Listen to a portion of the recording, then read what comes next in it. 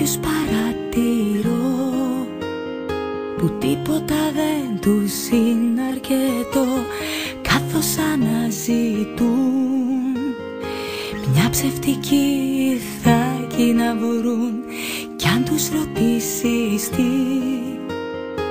τι άλλο θέλουν απ' τη ζωή, θα δεις ότι θα βρουν πάντοτε κάτι ότι τους λείπει να σου πουν.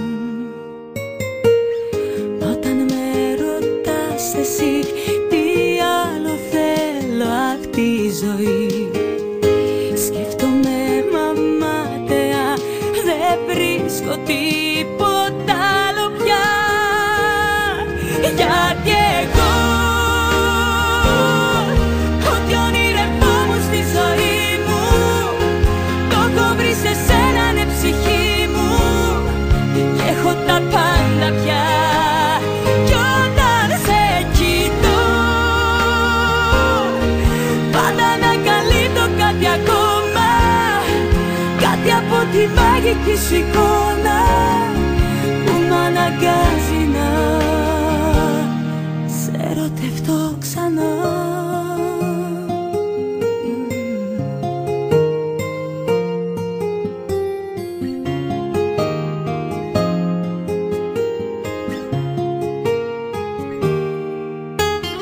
Σε λάθος πράγματα ψάχνουν να βρουν οι άνθρωποι χαρά, γι' αυτό και δεν μπορούν ευτυχισμένοι με ό,τι έχουν να αισθανθούν. Όταν με ρωτάς εσύ τι άλλο θέλω απ' τη ζωή, σκέφτομαι μαμάτεα, δεν βρίσκω τίποτα άλλο πια. Γιατί εγώ ό,τι ονειρευόμουν στη ζωή μου, το έχω βρει σε σένα, ναι, ψυχή μου, και έχω τα πάντα πια. Κι όταν σε κοιτώ,